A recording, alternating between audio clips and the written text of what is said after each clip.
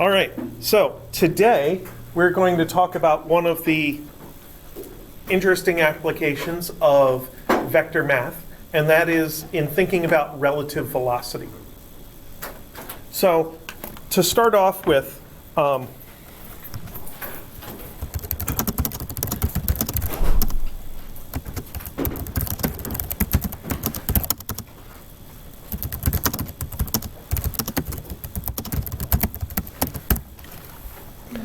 thinking about relative velocity here is all about the difference between the ground velocity and the air velocity of a plane, or between the ground velocity of a boat and the velocity in the water.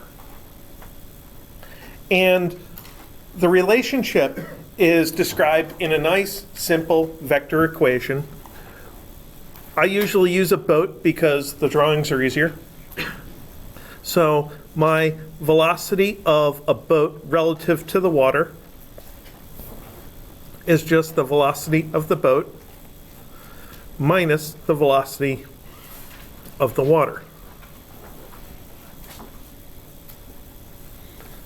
So that gives you two things that as an outsider you could measure fairly easily. You could track a boat using a GPS or by actually watching how far it's making progress across the scenery in front of you. You could measure the water velocity, and then you could subtract them to find the velocity of the boat in the water. But as a participant in the boat, it's actually that relative velocity that is controlled by the boat.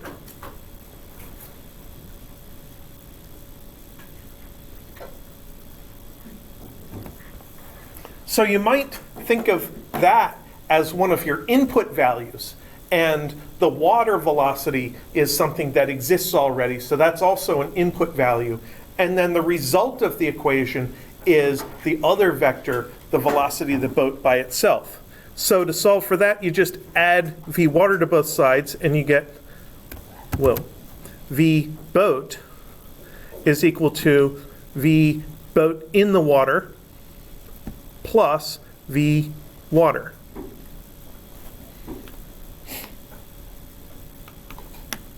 So depending on the relative magnitudes and directions of these two input values, you can get different resultants of that vector addition.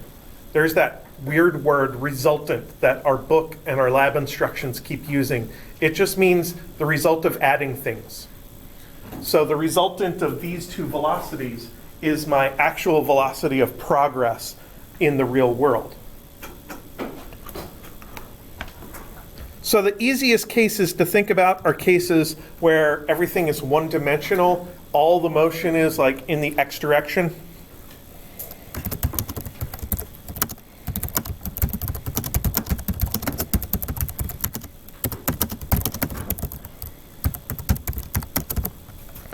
And in that case, our options are kind of limited.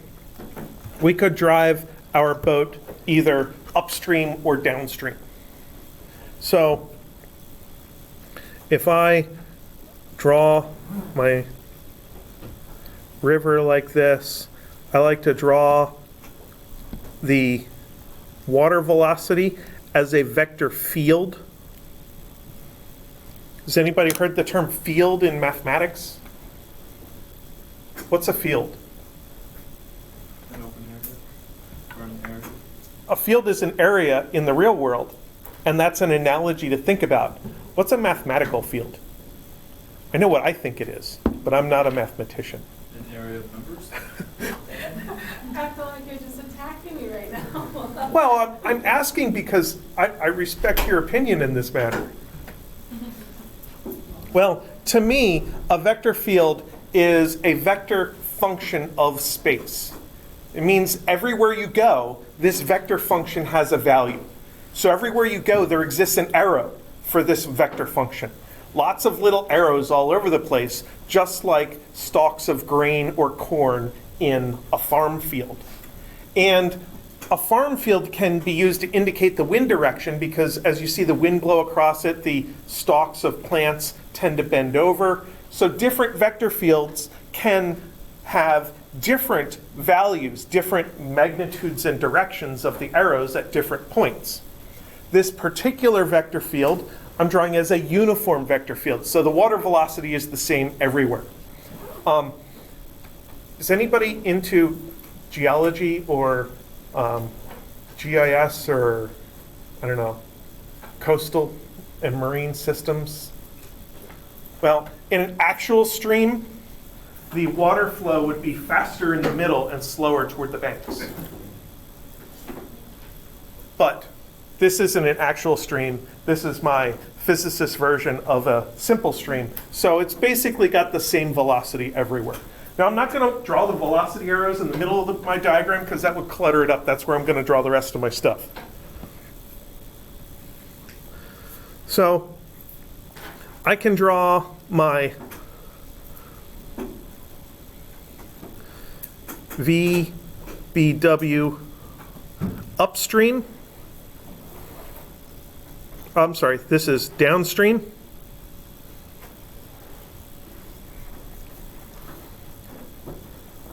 And what that's going to do is it's going to cause VB x component equals VBW x component plus VW x component. If you do a vector addition, you can split it out into x and y components. And let's put numbers on these things. Let's make this one 3 meters per second and this one 4 meters per second.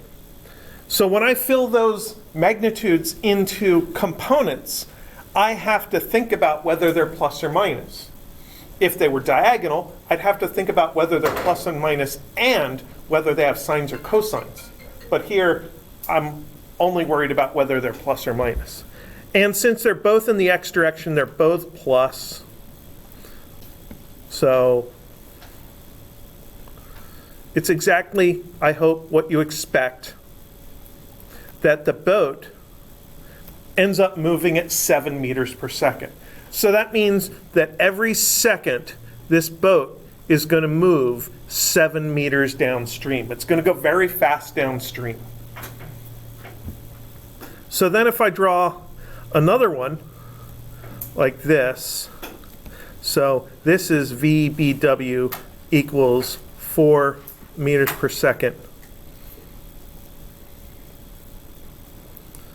upstream, then VBX is VBWX plus VWX. So I just take all three of my vectors, take the x component of every one of them. No matter how complicated the name of the vector, I can just put an extra x down there to symbolize the x component. And in this case, my boat is heading upstream, so its velocity in the water is negative. The water is still positive 3 meters per second. This is bugging me now that I saw it. And what I end up with is minus 1 meter per second is VBX.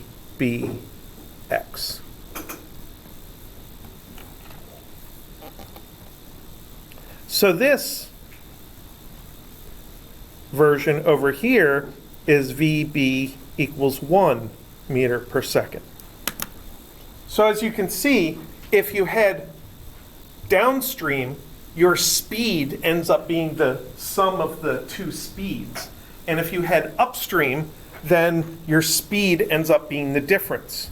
So to symbolize going slow, I would just draw dots really close to each other, because this thing isn't getting very far between each tick of the clock when I mark its progress.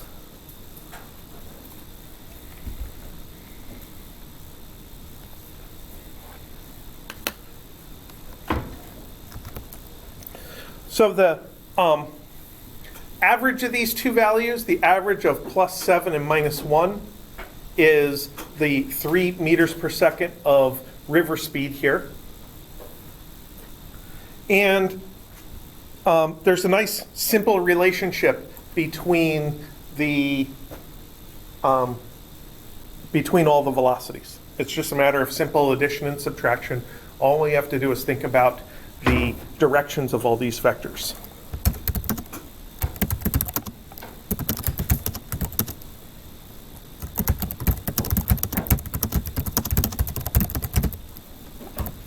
Now, let's say we were trying to compare journeys upstream and downstream. So let's do water and delta x is equal to 840 meters. You'll see shortly why I picked that value. So then that is Vx delta t, so delta t is equal to delta x over Vx, which is 840 over 3, which comes out to a number. 280. 280 seconds. So if the boat turned its engine off, or if the person rowing the boat stopped rowing, then it would take them 280 seconds to drift 840 meters downstream. So then let's check the upstream. So delta t is delta x over Vx, which is minus 840 over minus 1. To go upstream in this drawing, your delta x has to be negative. So it would take me 840 seconds to row back upstream if the river is 3 meters per second and I get to row at 4 meters per second relative to the water. And then if I go back downstream, then my delta t is 840 over 7, which is, I believe, 120 seconds. And that's why I picked 840, so that came out to a nice round number. So then going downstream, that exact same distance would only take 120 seconds. So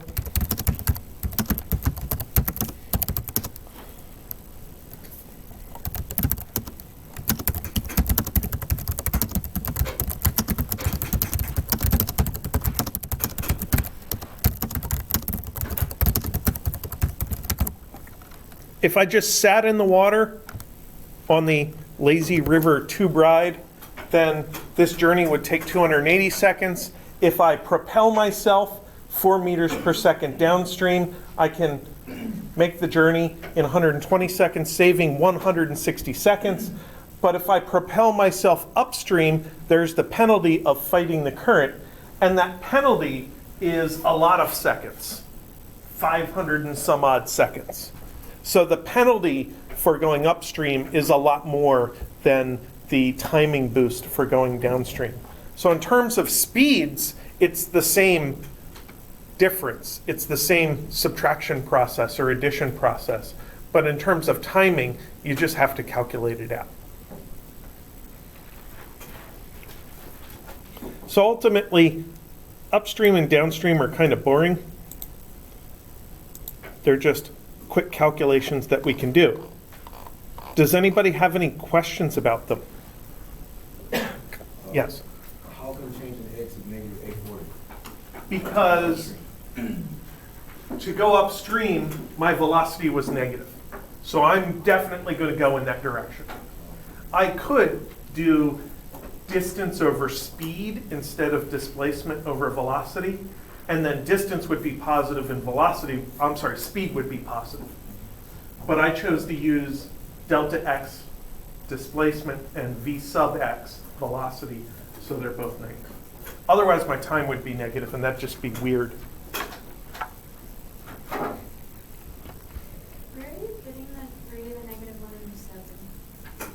Those were the water's original speed and the velocity of the boat that is trying to go upstream and the velocity of the boat that is going downstream. So I'm just comparing the three situations of not propelling, propelling with the current that way downstream, and propelling against the current upstream. When I point the wrong way, it's partly because I'm dyslexic, and it's partly because my screen is backwards from yours.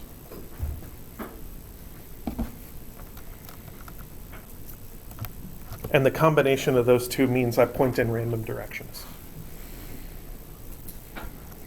Fortunately, up on my screen is that way, which is also up on your screen, so I don't mess that one up. All right, so now,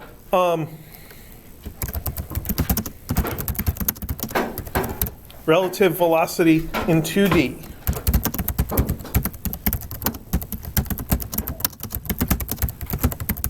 And the example we typically think about here is a river crossing. So let's draw our river again as this uniform vector field, V water, equals 3 meters per second.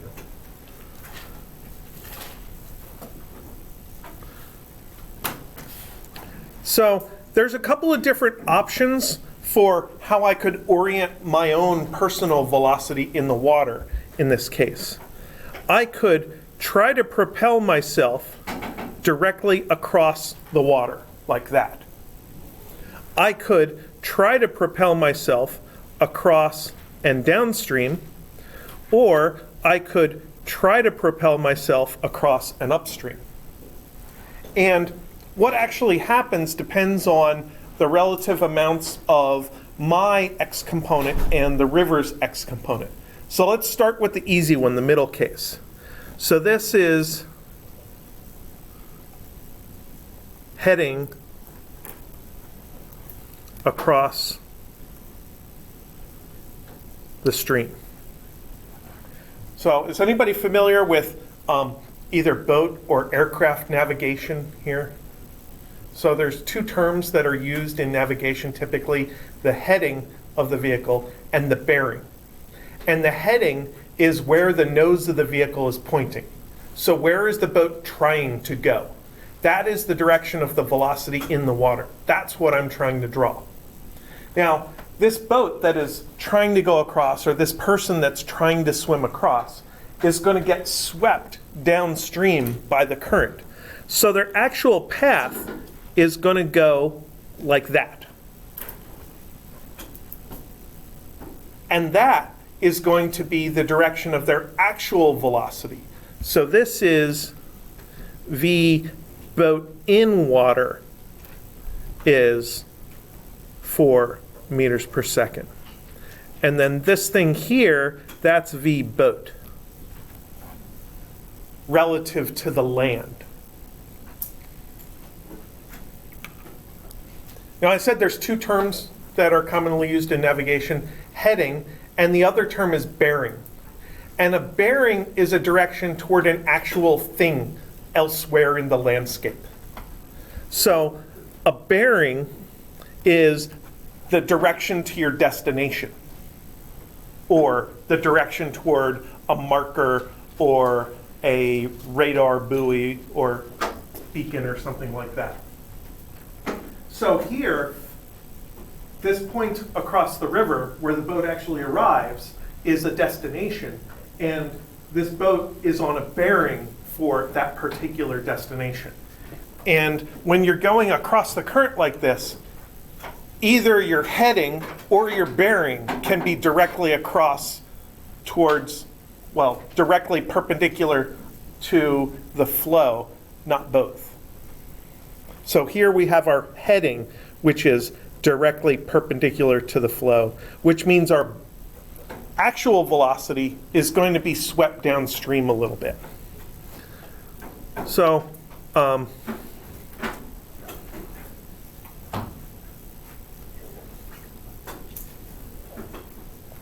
if we do a drawing for the heading across, then we'll have a set of x, y axes, and we'll have that vector, VBW, and we'll have that vector, which is VW, and then that vector is the sum, the total, VB, and we can see that they make a right triangle.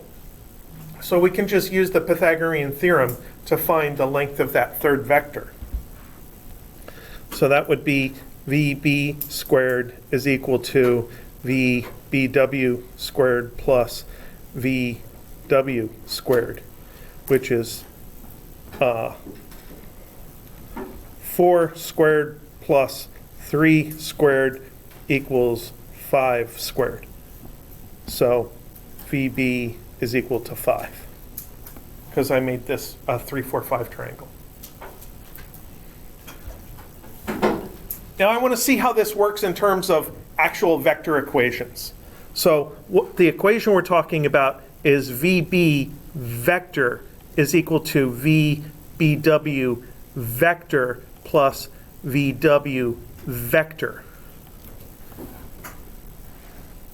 So the Pythagorean theorem thing was an intuitive graphical interpretation. Once I drew my vectors as one, then the other, and adding them, I could do the Pythagorean theorem. I want to do it analytically because you need to learn how to do vector analysis a little bit. So for each one of these vectors, I want to express it as a magnitude and direction. So this boat is going 4 meters per second relative to the water, 4 meters per second. And what direction is the boat propelling itself? Y direction. So that is J hat, because X, Y, and Z is I, J, K. So Y is J. And then the V water is the 3 meters per second. And the water is in the X direction, which is I hat. So now I have a mathematical expression for the velocity of the boat, expressed in I hat, J hat notation. Sure, it's backwards, but you can add things in any order you want. And what that tells me is that VBX is the thing in front of I hat is 3 meters per second, and VBY is the thing in front of the J hat is 4 meters per second. And then when you know a single vector's X and Y components, you can combine them with the Pythagorean theorem and get the magnitude. When we did it graphically, we just skipped all that stuff.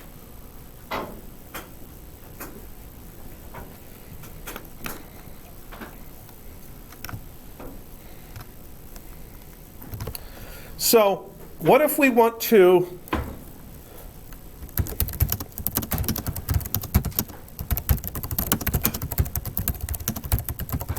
actually go straight across? So if we point straight across, we get swept downstream. To compensate for that, we have to aim ourselves upstream. So that's this left-hand drawing, where we can, if we do things right, make the boat actually go straight across. So in that case, we know, I guess I'd better do another drawing. There's the river. There's the boat. There's VBW. There's the path that it follows. And here is the current. So the boat kind of has to point a little bit into the current in order to drift straight across the river. So, yeah. Don't you need more velocity to go straight across? Well, in this case, I'm going to say I only have so much velocity. So, we will see that you need to have more velocity than the current to go straight across. So because we're now fighting the current, we're going to lose some of our velocity. So that intuition is correct. Now, is anybody here familiar with driving boats around and trying to get a boat onto a trailer or into a slip? So I've never done this, but from what I understand, if there is a current at the same time, it makes it a pain in the butt. So you have to point the boat into the current, but you don't want to do it too much, or you'll end up actually going upstream. If you do it too little, you get swept downstream. There's a delicate balance. It's a tough process. Same thing is true for trying to land a plane in a crosswind. Last weekend, they had a terrible windstorm that went across the Atlantic and hit the UK. And I saw some pictures of planes landing in, I want to say it was in Liverpool, but it was some airport over there, where the plane was almost looked like it was going 45 degrees to the runway. And then at the last moment, the pilot has to turn the plane back around and point the nose down the runway, because once the wheels are hitting the ground, they have to point down the runway. I mean, sure, in the wind, the plane has to point into the wind, but once it hits the runway, it's got to go straight. So there's this last moment adjustment that has to happen, and it makes the passengers all throw up on each other and all kinds of cool stuff like that. So there's lots of cool videos of aviation that you can watch on YouTube if you never want to fly again.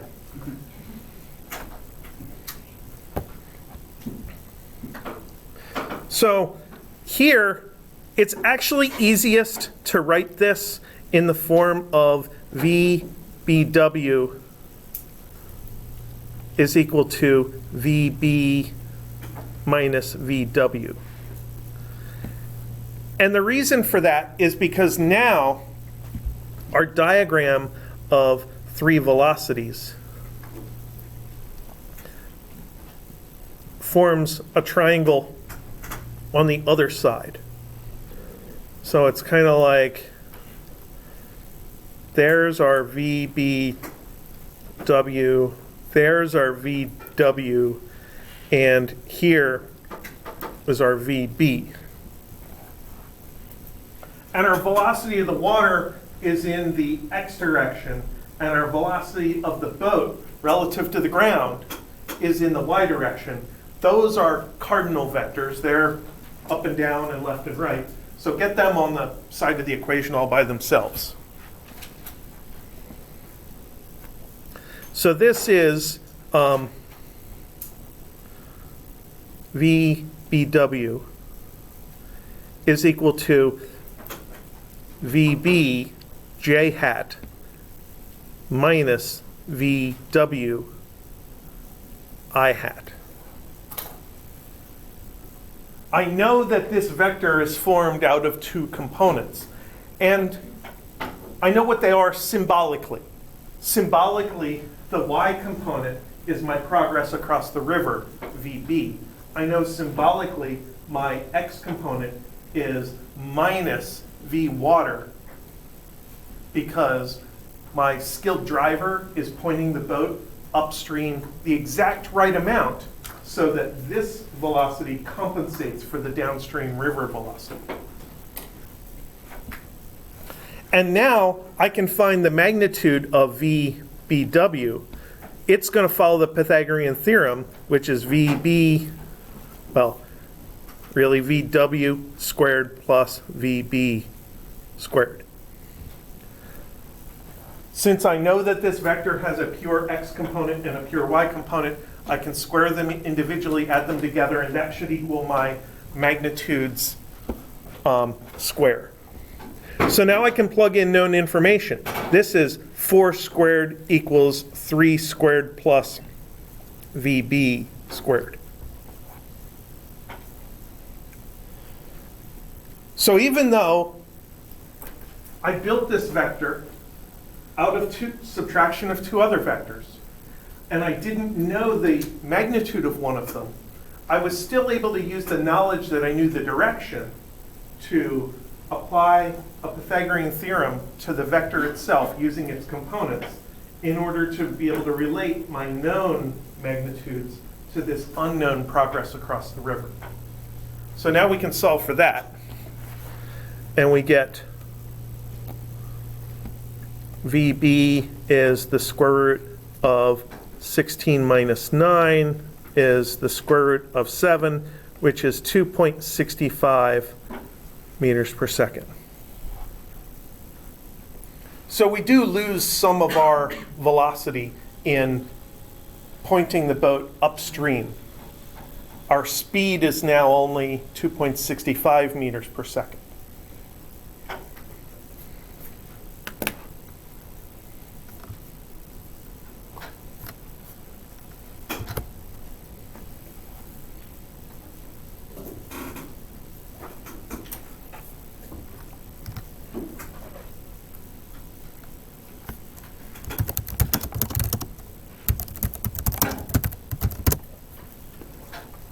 One other thing we can predict from this is the heading angle. Now, physicists are weird.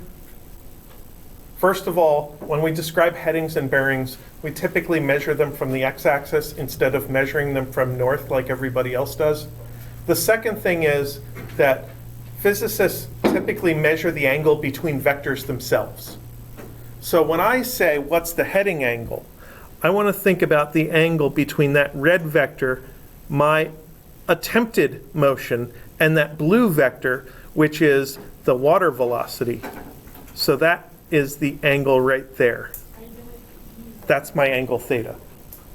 are you gonna use the theta equals cosine inverse, or no? Well, theta is an angle, it can't equal cosine. I am going to use trig functions to do it. Cosine inverse and then well, go ahead, sorry. Well, how about this? I'm going to draw a fresh set of axes, so I can draw lots of vectors and angles and things on it. So here is a triangle with 4 and 3 and 2.65. And here's an angle phi. And I didn't call that theta because it's not the angle that I'm trying to find. But one option for trying to find some arbitrary angle is to find a right triangle. I found a right triangle. And then do some trig to find an angle in the right triangle. So then cosine phi is 3 over 4. It's adjacent over hypotenuse. So phi is the inverse cosine of 3/4, which is a number. I don't know what it is. I know, I'm trying to do what you told me to do.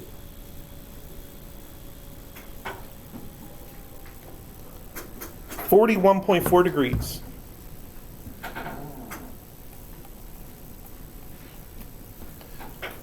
So this is a perfectly good way of achieving a step toward our goal of finding theta. Now theta is over here.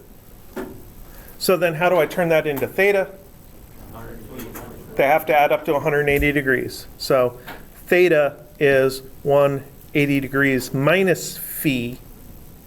I keep drawing them and writing them at the same time because even though it is ingrained in my soul by now, which one of these symbols is theta and which is phi, as I understand it, you may have seen these things for fewer years than I have. So I keep trying to remind you which is which. So that is 138.5 degrees.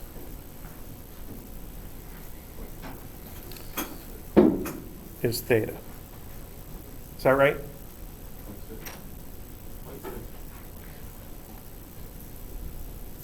0.6. That's what I said. Yes. You have no idea how many times I hear that. So theta is the angle from the x-axis To the vector, Vector. to the heading. okay. That is where the nose of the boat is pointing. In order to achieve this goal of making the boat's velocity relative to the ground a pure y direction vector. Okay. so that the boat can make that dashed line vertical progress across the map. What's the other symbol's name? Phi, E? P-H-I. Okay. They're both Greek letters of the alphabet. These are both the lowercase symbols. We'll use the capital Phi in Physics 2, for those of you who take Physics 2. The capital Phi looks like that, except it has big serifs on the top and bottom. And we'll use that when we do electromagnetic flux in Physics 2. Yeah, we ran out of letters in physics, so we took Greek letters. We have some symbols that aren't even in an alphabet. Should just switch to freaking kanji or something. Just hire it. Maybe. Start drawing sphinxes. In grad school, we started using that symbol. Square squared. Square squared. Yes. Yeah, that was interesting. All right. So, we had this case where we're crossing a river, our boat goes faster than the current. And that's a requirement for being able to go straight across the river. But there are times when you may be in a current and you're not capable of going faster than the current.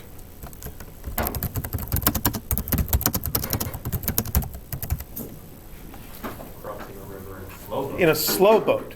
Or, for instance, you might be swimming out in the Gulf of Mexico because you're smart enough not to know not to swim in the Corpus Christi Bay. So you go swimming out in the Gulf and you find yourself in one of these rip currents where the water is funneled into certain regions as the waves come onto the beach, and there's a fairly steady current heading out to sea, and you get further and further away from the shore. And at first you start swimming and you very quickly realize you're not getting closer to shore. And what you have to do is realize that very quickly, because otherwise you'll wear yourself out, get tired, and then drown. So instead, you have to change your strategy. You can't just stop and tread water, because that'll just carry you out to sea. You need to float. You do need to float, but you want to get the heck out of the current. So what you have to do is you do have to go sideways. And then you will fairly quickly get out of this rip current, find that you're stationary now, take a couple of breaths, and then swim back to shore and you'll be fine. All of this assumes you know how to swim.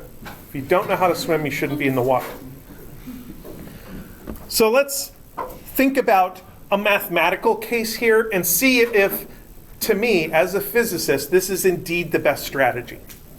So let's say we are trying to cross this river, and I'm going to switch it, where now V water is equal to 4 meters per second. And we'll put in our little vector field here, symbolized by having the same velocity appear in lots of places. So if I try to go that way, with V boat relative to water equals 3 meters per second, I will definitely get swept downstream.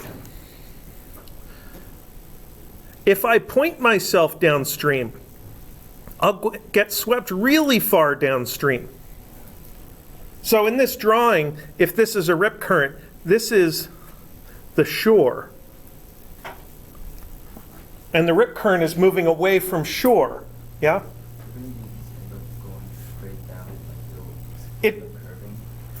Well, if I try to maintain a particular vector, then I'm just going to skew off to the side. I'll only curve if I consciously change my nose angle. So if I keep my nose pointing in the same direction, yes, I'll get swept downstream as I go across slowly, but it will be a straight line because relative velocities add. If this was an acceleration, it would curve.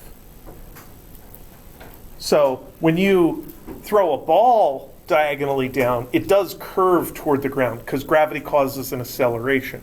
The river causes a velocity. And then no matter what I do, whoops, if I try to point my nose upstream, I'm not going to get, whoops, I'm not going to get to this point of going upstream. No matter what I do, this angle is still going to be downstream.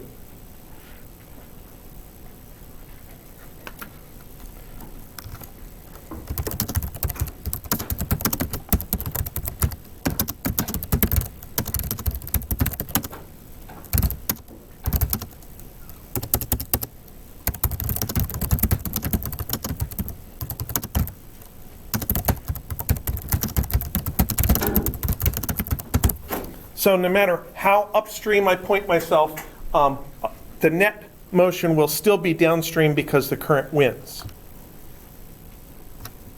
So here's the question that is posed in your last homework question of homework 2. Did anybody finish homework 2? Yeah? Did you get this one? Did you turn through it and get something? Which one is it? The very last one, about crossing and trying to drift downstream the least.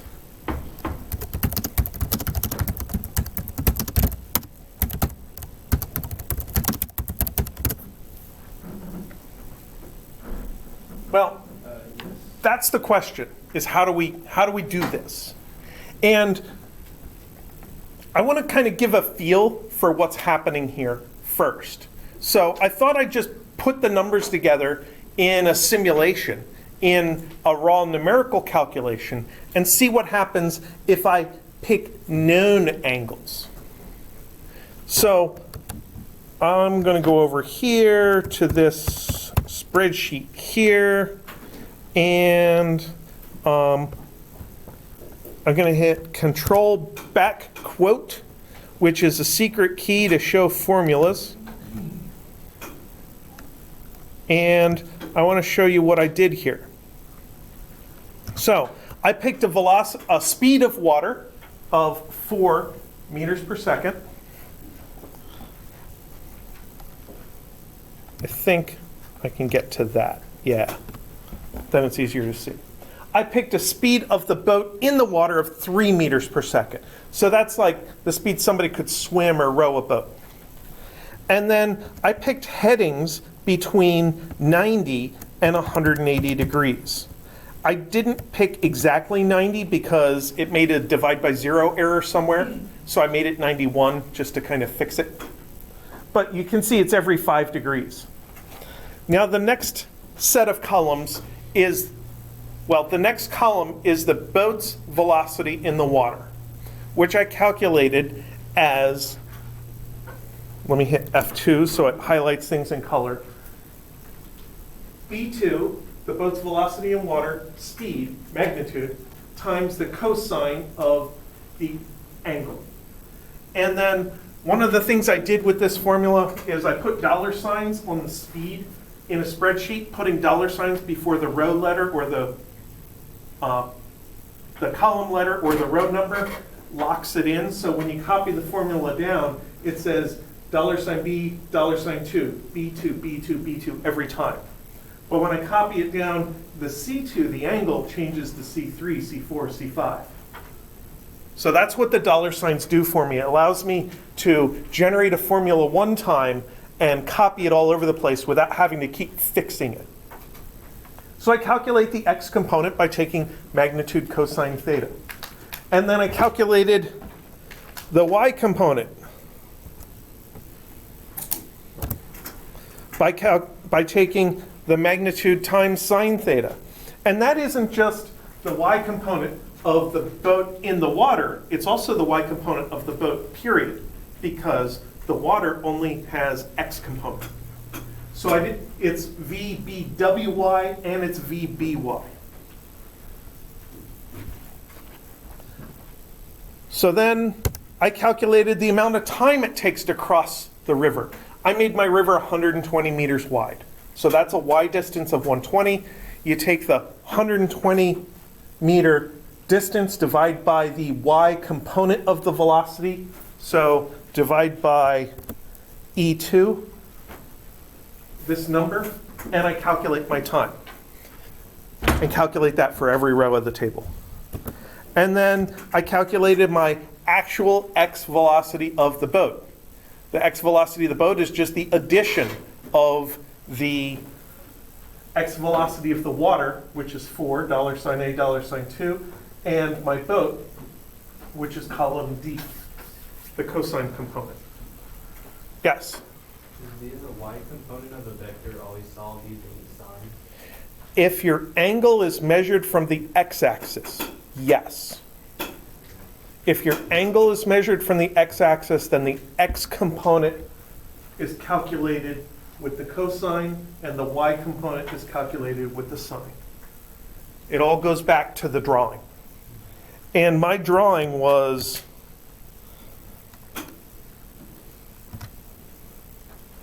this drawing down here. This is my theta.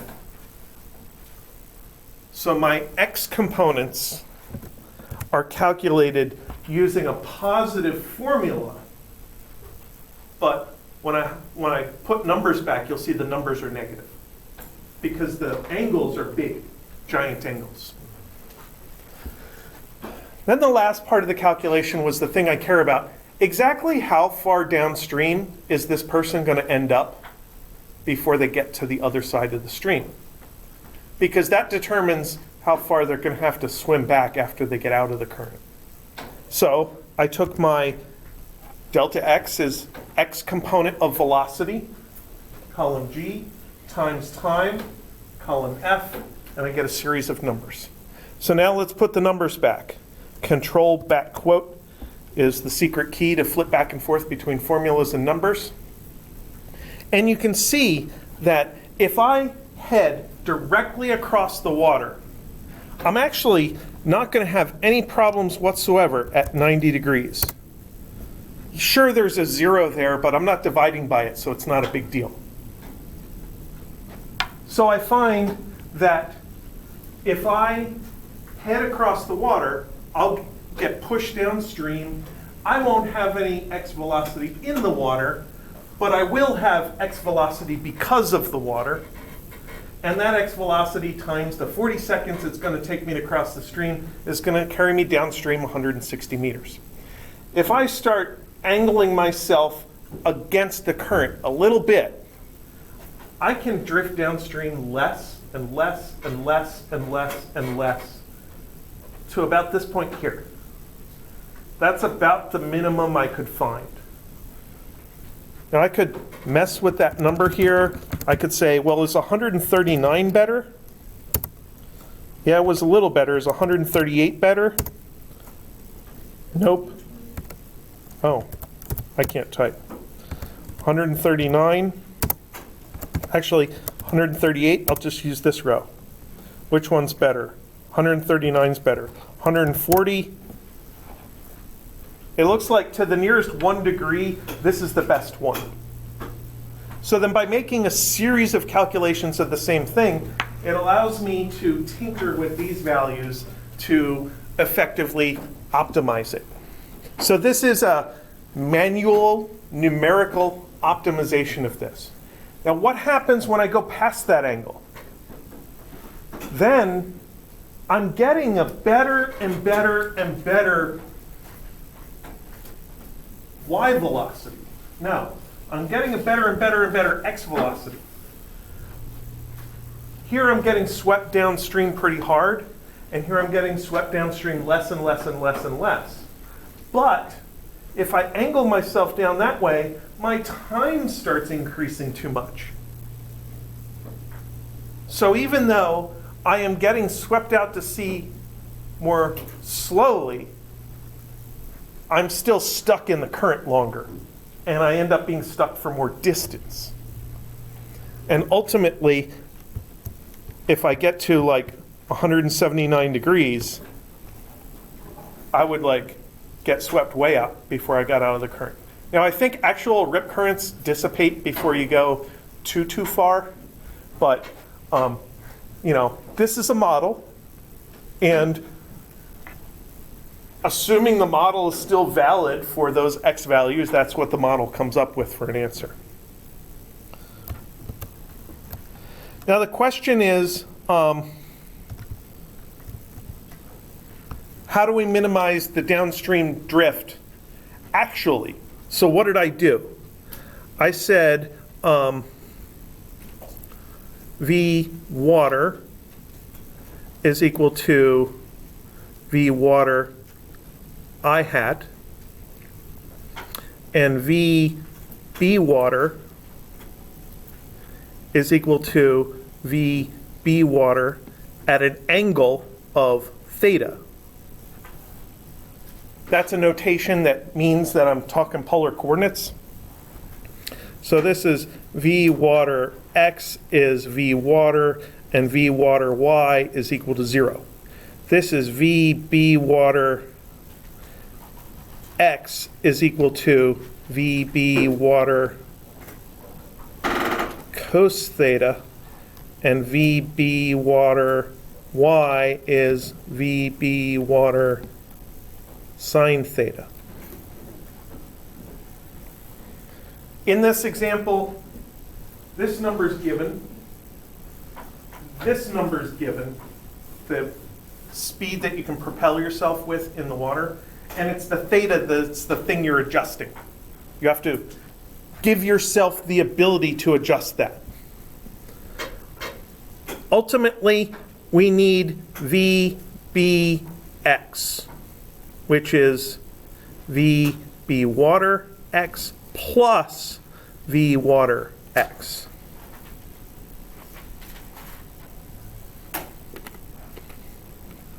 Why do we need that? Because delta X is equal to VBX delta T. How do we calculate delta T? Well, delta T is delta Y over VBY. So you break this into components. The Y velocity is the same whether you're talking relative velocity or ground velocity because the water moves in the X direction. So this ends up in the bottom of this fraction to calculate the time it takes to cross the river. This ends up in the X component here as part of calculating the downstream velocity. So then this is function of theta. And then how do you minimize a function? You take its derivative, set the derivative equal to 0, and then see what value of theta makes that happen. So set dx over d theta equals 0.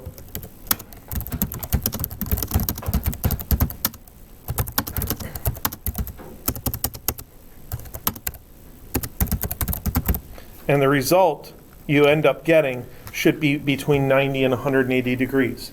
Then once you have your numerical theta, then you can go back and calculate all these things as numbers to find the actual numerical delta x that you can achieve. And if you're having trouble making your version work, turn it back into analytical numbers and then go back and look this up in the YouTube recording of today's class and see if you can make it work for speeds of 3 and 4, or 4 for the river and 3 for the boat. And you should be able to get that angle of about 139 degrees and that delta x of about 105.8 meters downstream. So my goal there was to give you enough of an idea of what's supposed to happen so that you can actually go and do it for the analysis that you have to do in your homework. Questions?